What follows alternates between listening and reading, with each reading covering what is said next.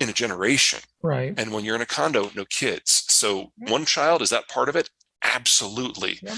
But one child is the secondary factor Yep. in the Chinese demographic collapse. The single biggest one is that they all moved in small condos in a very short period of time, and everyone just stopped having kids altogether. Yeah. So we know now that China will cease to exist as a functional demographic structure and economy this decade, because it's not just that they ran out of children.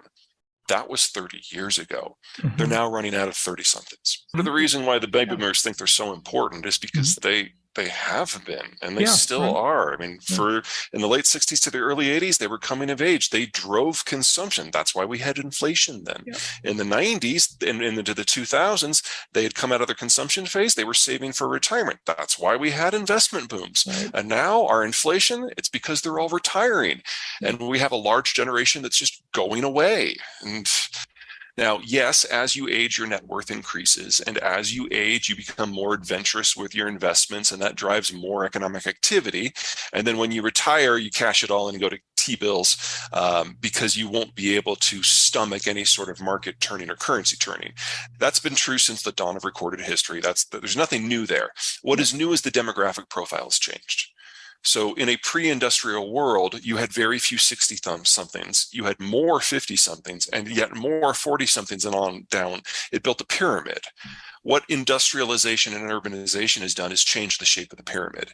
In some countries like the United States, it's more or less a chimney, but with a bulge for the baby boomers. In Hmm. some like Germany, it's a diamond Yeah. with more people in their 50s than their 40s than their 30s than their 20s, and then Yep. narrowing up as you would expect at the top.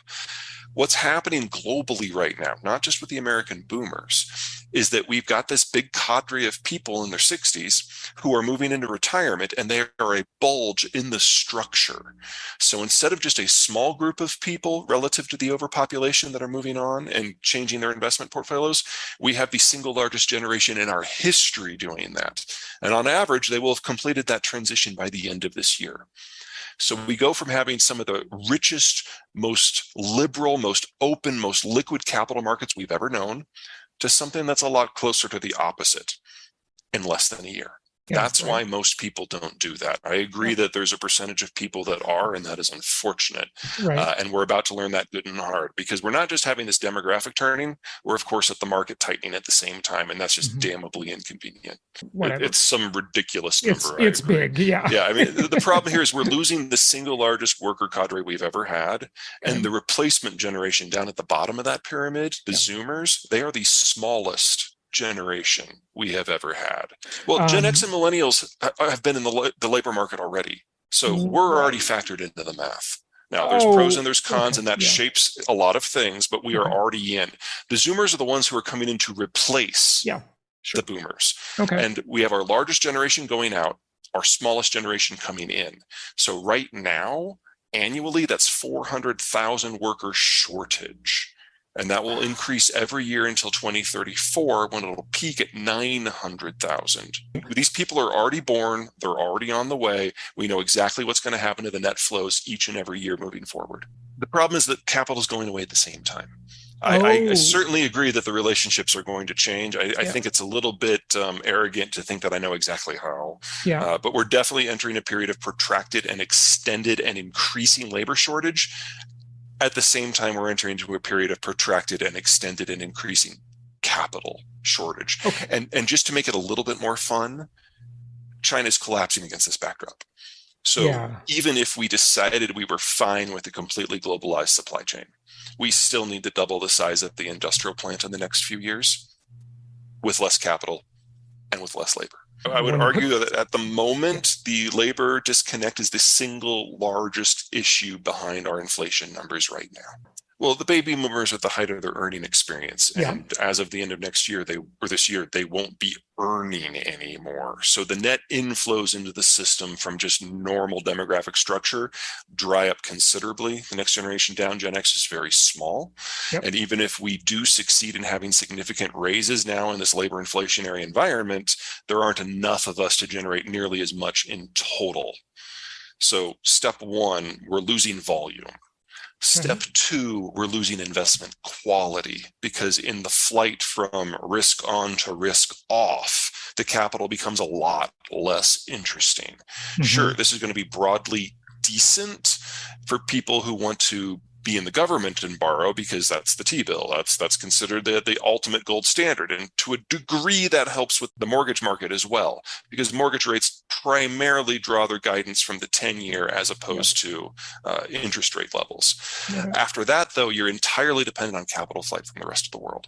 Now, I think that'll be robust, but I also think that'll be wildly inconsistent depending on what's going on in the United States versus wherever else the capital might be. This is still the deepest, most liquid market in the world. It's denominated in the sole source of global store of value. It is the only meaningful method of exchange for international transport and trade. And the Japanese and the Europeans have basically signed on to a US dollar denominated system as part of the deal that generated the sanctions against the Russian central bank a couple of months ago. So if you're going to benefit from this in any way, the US dollar is the place to be, but you can't predict the inflows year on year of what's coming in from the European space or the Asian space. It will come when they're in trouble and we look good, and it will probably never go back. And so we know that the capital supply has to drop domestically, and we know we're going to get these bursts of capital from abroad.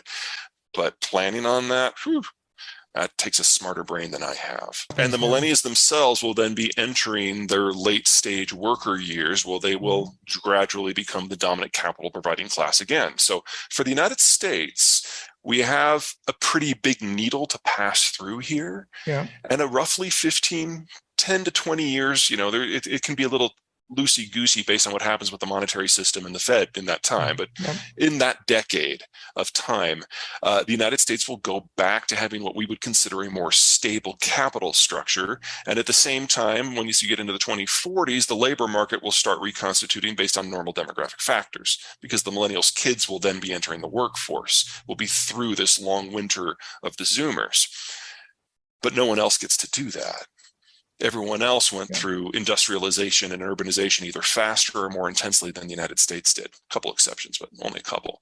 And so for them, they're looking at labor markets getting smaller every year and the capital supply getting smaller every year. And still in this decade, their advanced worker cadre, that big, giant last generation, moves into retirement. So their need for government spending to keep those people alive skyrockets and never drops. And that is very problematic for... The Chinese will throw a bottomless supply of capital against anything in order to make sure that people have jobs. It doesn't matter if there's a product on the back end, really, as long as the people are working.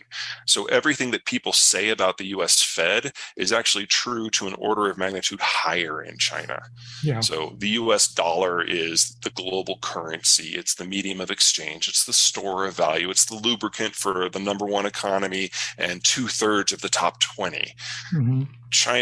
The yuan is used just in China. It's not internationally traded, and they regularly expand their money supply by 5 times as much as we do. And at most times in the last 10 years, the yuan supply has been twice that of the US dollar, even though it's just not exchanged at all. So their financial system is its own thing. And to think that this is going to continue in perpetuity is being really creative with your math. They get their energy from a continent away. They don't have a navy that's capable of making that far in force in order to secure their own supply lines. So China is the country most dependent upon the US Navy to keep the lights on.